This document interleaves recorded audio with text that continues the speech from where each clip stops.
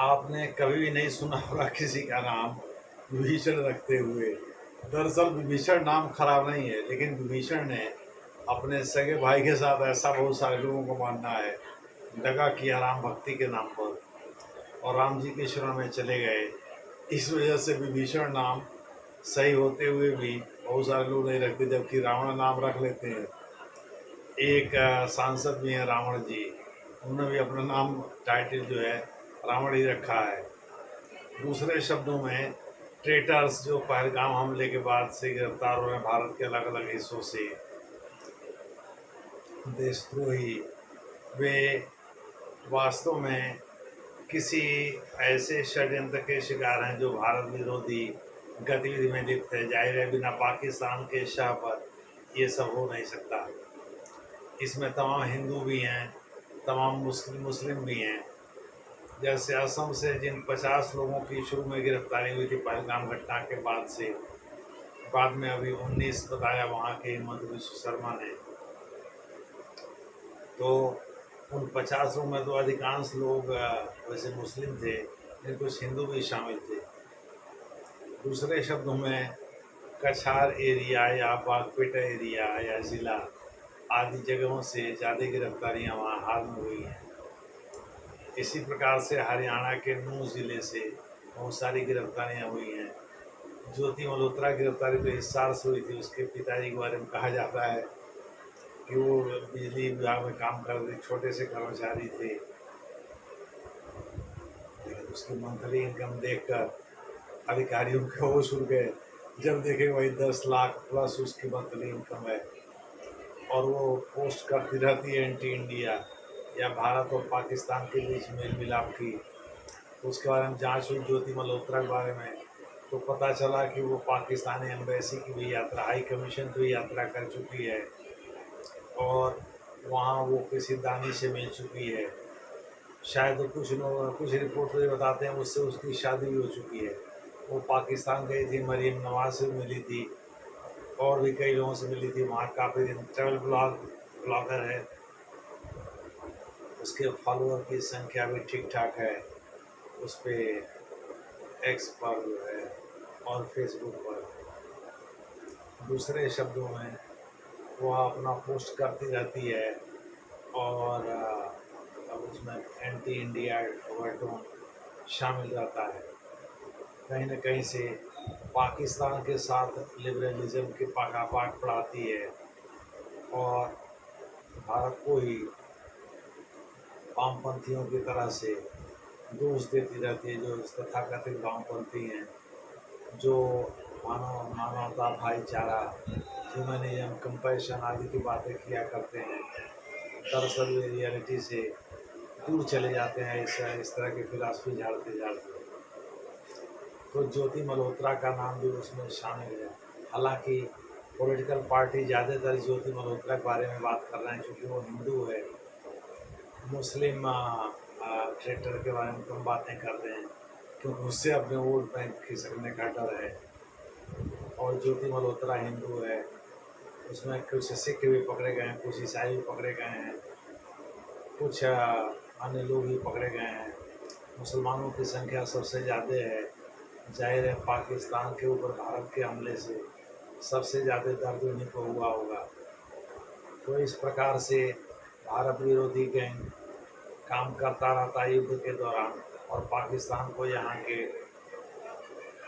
Vital information देता रहता है। जैसे ज्योति मल्होत्रा को हिसार एयरपोर्ट और हिसार के मिलिट्री एसेट्स की जानकारी देने को कहा गया था। बहरहाल अब ये लोग गिरफ्तार हो चुके हैं, इन लोगों से पूछताछ जारी है।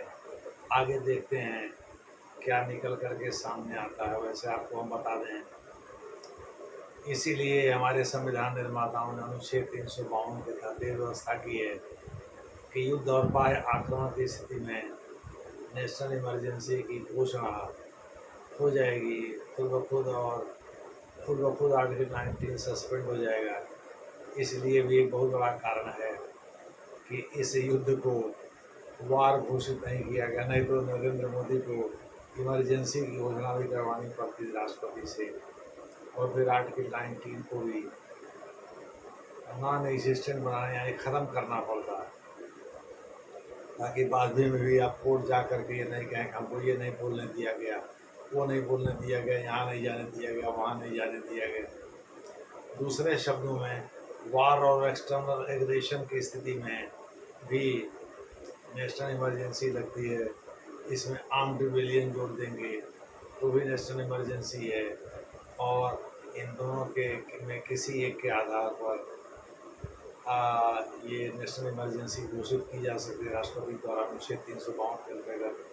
जैसे 1975 में 25 जून की मध्यरात्रि को जैसे ही श्रीमती इंदिरा गांधी ने इंटरनल डिस्टर्बेंस के नाम पर नेशनल इमरजेंसी घोषणा कराई, वैसे ही पुलिस के पास ड्रैकोनियन पावर आ गए और वह आम जनता को लगी परेशान करने।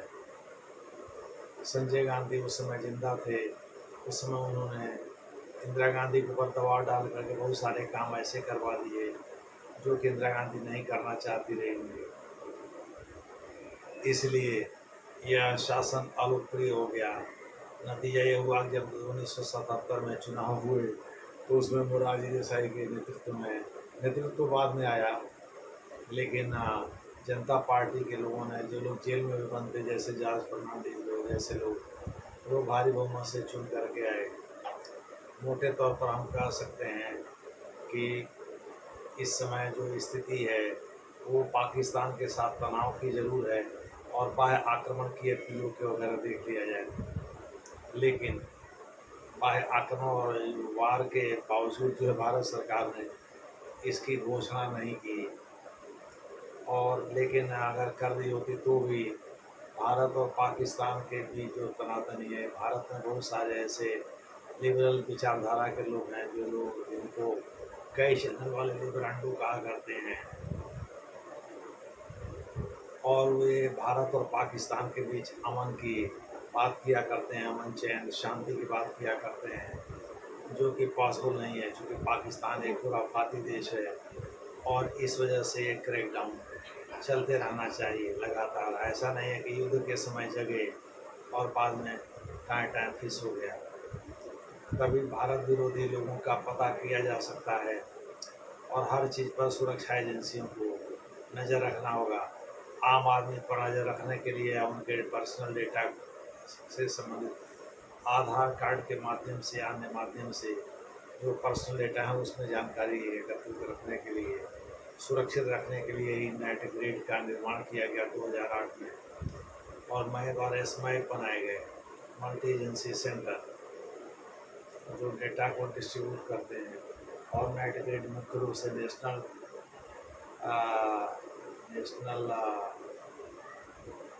इंटीग्रेटेड ग्रिड की स्थापना की गई 2008 में NIA के साथ, ताकि लोगों के डेटा को अपने पास हम रख सकें और उससे उनके बारे में पता किया जा सके। ये दूसरी बात है कि पॉलिटिकल विल के अभाव की वजह से उन्हें पूरी तरह से इम्प्लीमेंट नहीं किया गया है। इस वजह से जो ट्रेटर पकड़े गए हैं, धोखेबाज पकड़े गए हैं, भारत के साथ दगा करने वाले पकड़े गए हैं, उनकी संख्या ठीक ठाक है, लेकिन उसमें 19 प्रमुख हैं।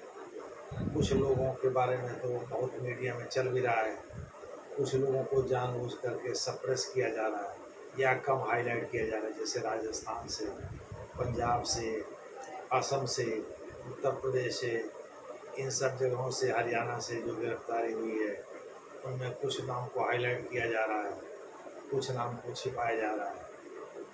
देखना होगा ये खेला कब तक चलता है। वैसे भारत सरकार के एक्शन का मैं समर्थन करता हूँ। जो देशद्रोही हैं निश्चित रूप से उनके खिलाफ कार्रवाई होनी चाहिए। धन्यवाद।